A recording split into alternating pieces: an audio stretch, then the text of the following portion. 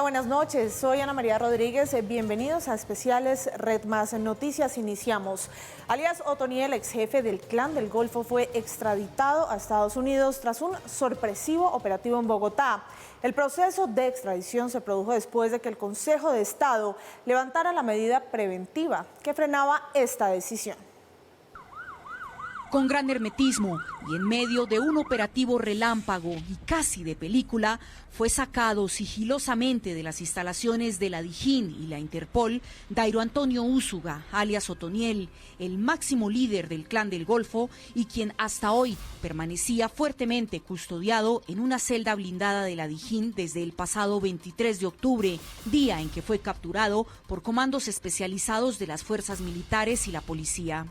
Sobre las 3:40 de la tarde, 3 tanquetas, 4 ambulancias, cerca de 50 motocicletas con policías, 5 patrullas y un camión con blindaje alertaron a transeúntes y conductores, quienes tuvieron que parar sus vehículos para dar paso a este cinematográfico operativo.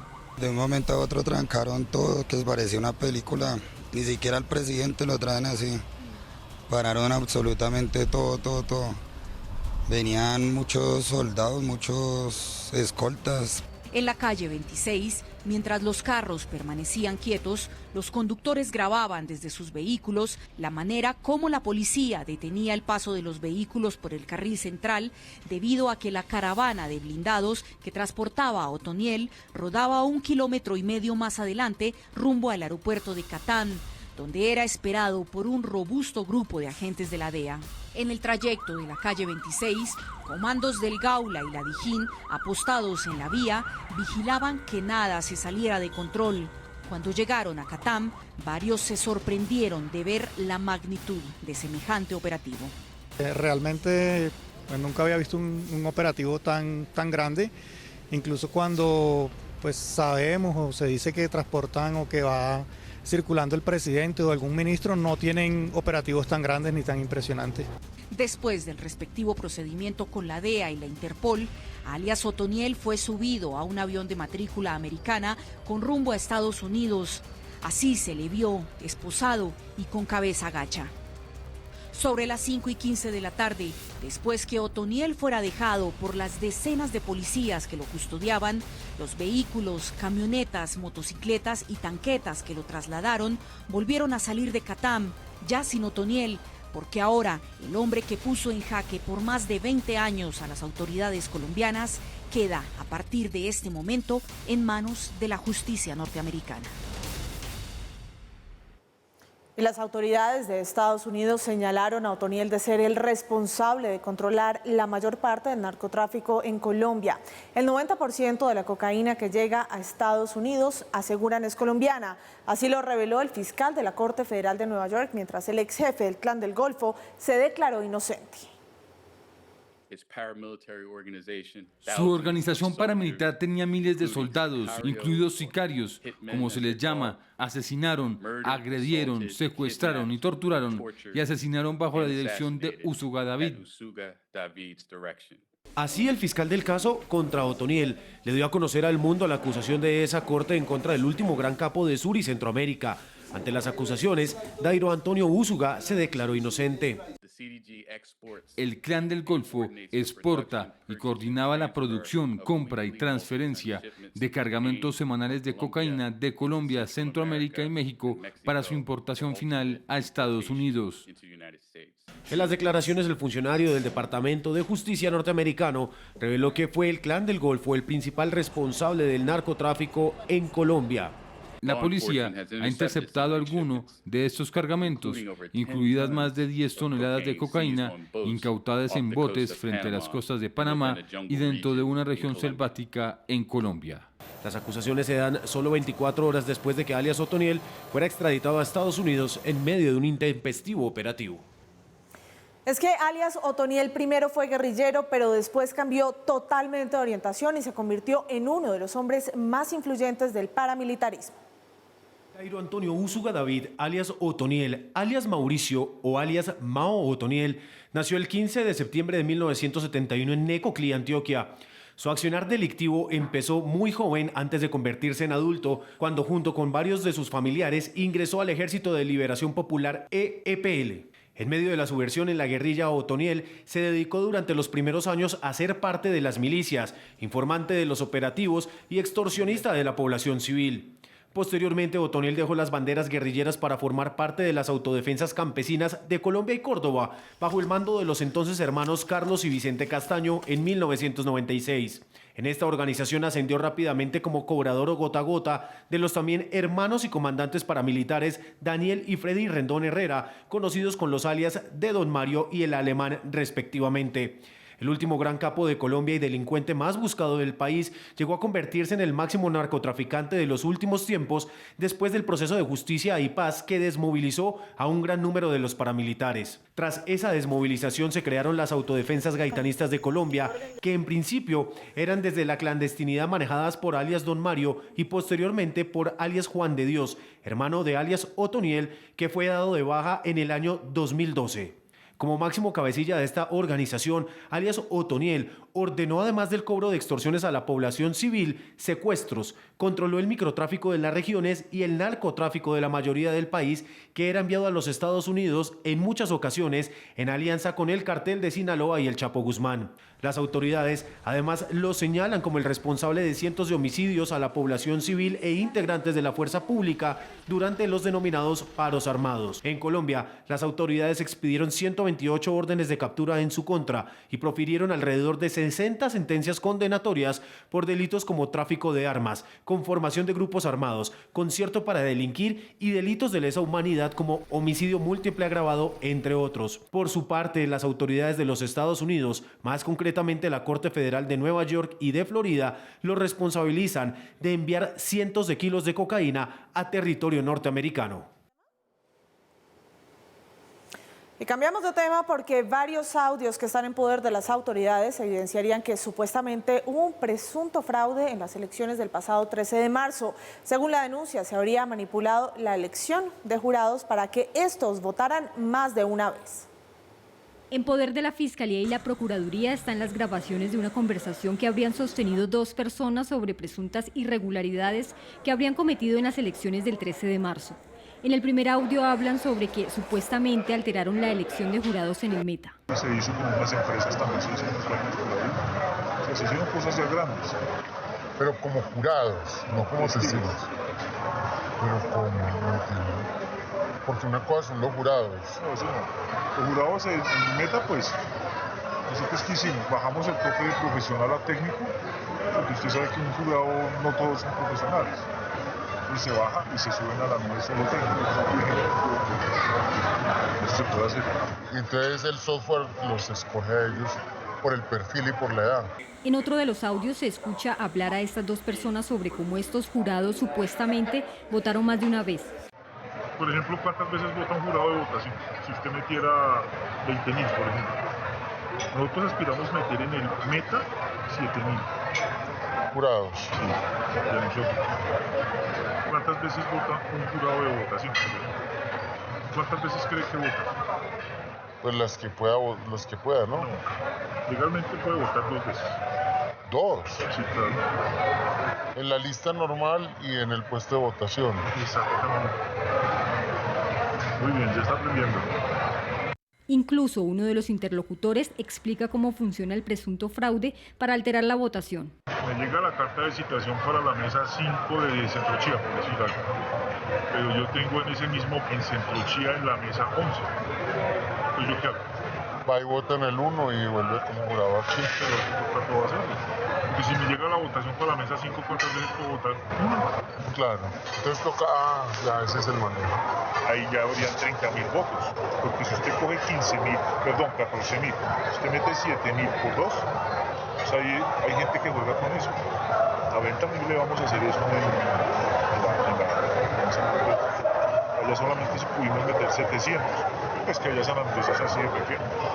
Usted elige allá un representante de la Cámara con 2.500 votos. Pues si tiene 700 jurados, tiene 1.400 votos. O sea, tiene el 70% ahí de la elección. Sí. A eso es lo que nosotros nos dedicamos. Desde el Consejo Nacional Electoral se refirieron a esta denuncia. Cualquier persona que haya colocado 2 veces la huella y la firma como jurado de votación, pues está incurriendo en un delito y tendría una pena de 4 a 9 años de prisión. Y si alguien lo ha hecho, pues sin duda que tendrá que ser sancionado penalmente como corresponde. Pero hasta el momento esto no ha sido más que especulaciones sin soporte probatorio. Uno de los abogados que interpuso una acción popular contra el registrador anunció que envió estos audios al Tribunal Administrativo de Cundinamarca. Se confabularon en una empresa criminal para comprar jurados de votación y estos a su vez para votar doblemente. Un fraude que está tipificado en el Código Penal colombiano y que tendrá que ser tenido en cuenta por el magistrado ponente para suspender provisionalmente al registrador nacional. Desde la registraduría aseguraron que serán las autoridades las encargadas de investigar estas irregularidades y recordaron que ellos denunciaron que en más de 5.000 mesas se registraron inconsistencias. Elevada inflación en Colombia para el mes de abril. Ese indicador se ubicó en 1.25%, así lo reveló el DANE, superando las proyecciones de los analistas. Con este dato, la variación anual, es decir, en 12 meses, llega al 9.23%, la más alta registrada en 22 años. Los renglones que más suben son los alojamientos y servicios públicos, arriendos y electricidad. Mientras en lo corrido del año, es decir, entre enero y abril, los alimentos que más han subido de precio son productos que aumentan, como el arroz, la leche y la carne. También suben de precio los huevos y la cebolla. Y la Iglesia Ortodoxa rusa envió una dura carta criticando al Papa Francisco, esto por instar al patriarca Kirill a no convertirse en monaguillo de Vladimir Putin. Una declaración que el pontífice dio en una entrevista donde además se reveló que el encuentro que tendría con el patriarca en junio fue cancelado por sus diferencias sobre la guerra en Ucrania. Una declaración del Papa Francisco sobre la guerra en Ucrania estaría avivando la tensión entre la Iglesia Ortodoxa rusa y el Vaticano. En una entrevista con el diario italiano Corriere della Sera, el pontífice manifestó que recientemente tuvo una conversación con el patriarca Kirill, a quien le pidió no seguir las acciones del presidente Vladimir Putin.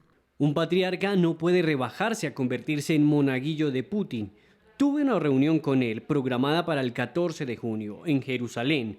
Habría sido nuestro segundo cara a cara, nada que ver con la guerra, pero lo cancelamos, acordamos que podía enviar el mensaje equivocado. Palabras que no fueron muy bien tomadas por el Patriarcado de Moscú, que a través de un comunicado calificó como equivocado el tono utilizado para transmitir el contenido de la conversación. Además, advirtió que tales comentarios no contribuyen a establecer un diálogo constructivo entre ambas iglesias.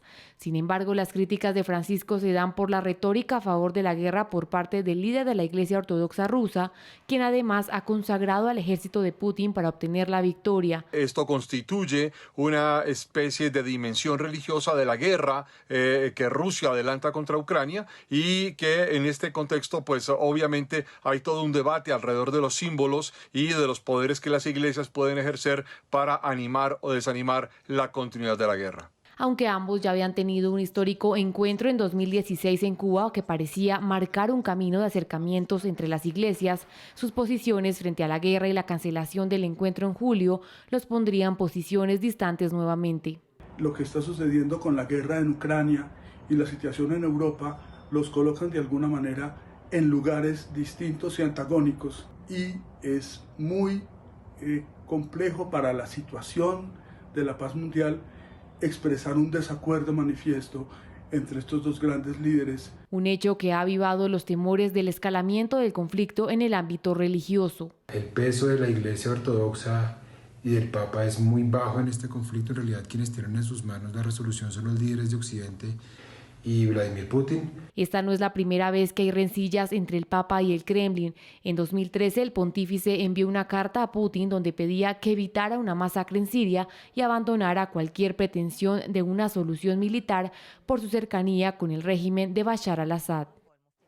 Y la guerra en Ucrania sigue mostrando postales entre la vida y la muerte. La historia de una enfermera que perdió sus 2 piernas por una mina antipersona le está dando la vuelta al mundo y miren ustedes por qué.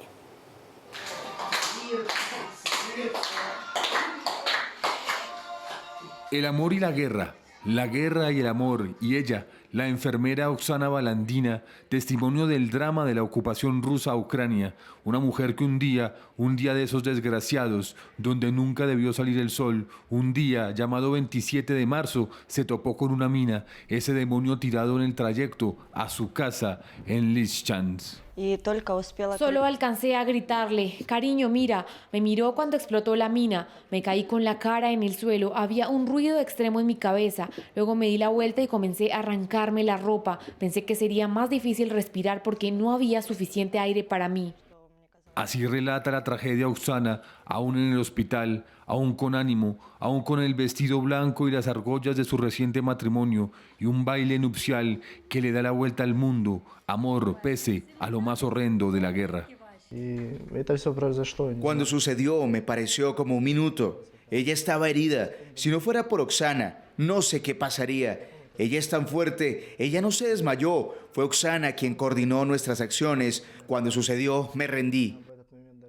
Las imágenes del esposo valiente, un joven de tan solo 23 años, y la enfermera que con ese traje de bodas más parece una bailarina en la claridad, conmueven.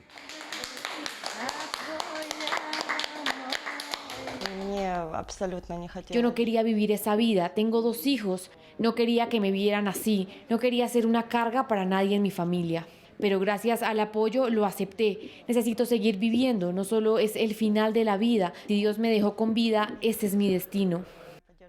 Y ese tiempo, luego de la tragedia, la ha pasado de hospital en hospital. Además de las piernas, perdió 4 dedos de la mano izquierda. Pero a ella, a la enfermera Oksana, le importan más sus hijos de 7 y 5 años, que ya están a salvo con sus abuelos en la región de Poltava, centro de Ucrania. Quiero volver a nuestra ciudad, a Lysychansk, pero francamente estoy preocupada por mis hijos. Cuando termine la guerra habrá tantas cosas sucediendo, el camino estaba minado, da miedo, no sé, no lo hemos pensado. El objetivo principal es el cuidado de la prótesis y volver a ponerme de pie.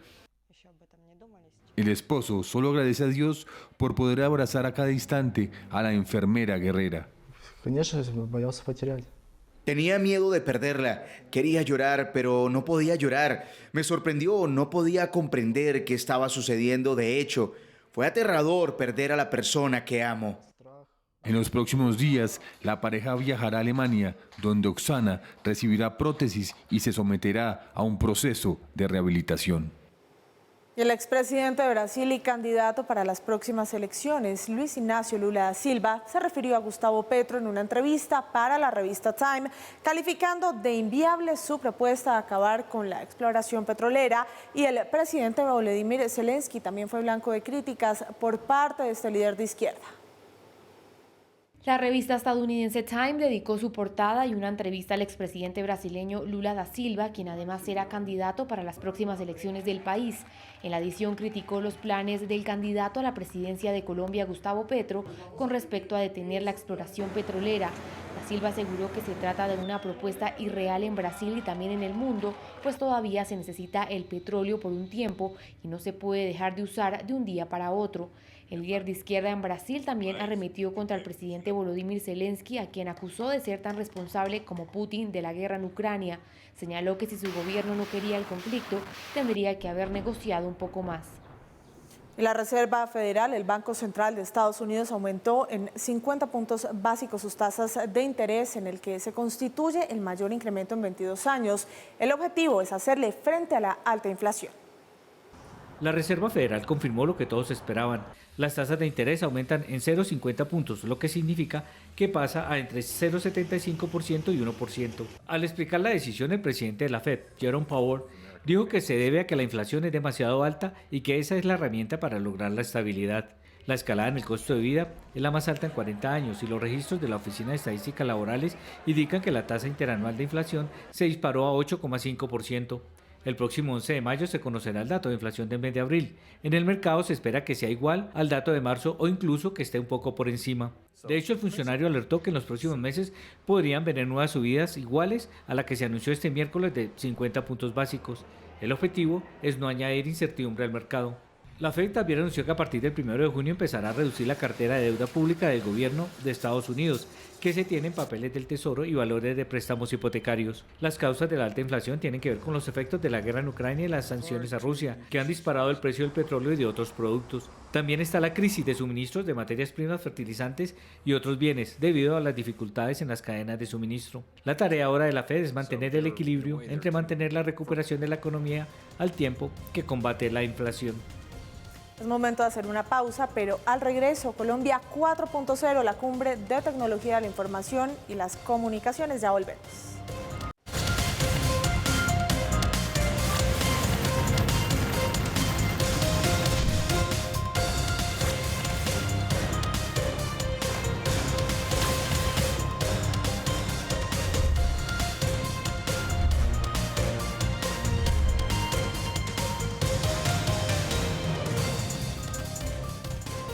Gracias por continuar con nosotros. Seguimos con éxito. Finalizó el Foro Colombia 4.0, la cumbre de la tecnología de la información y las comunicaciones. Se vieron los adelantos y los retos que tienen los países de la región, además de las experiencias de los más destacados representantes del sector.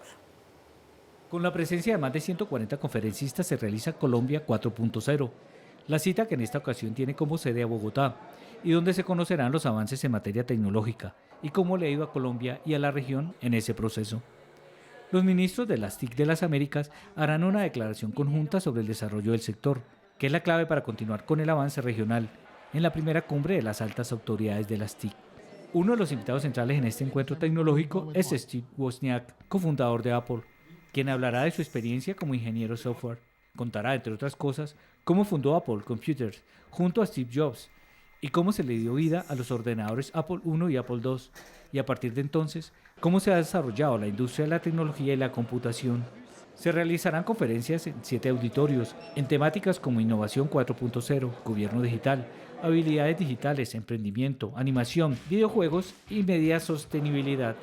De la misma manera se realizarán talleres sobre NFT, metaverso, criptomonedas, cuidado del medio ambiente con tecnología y videojuegos, entre otros.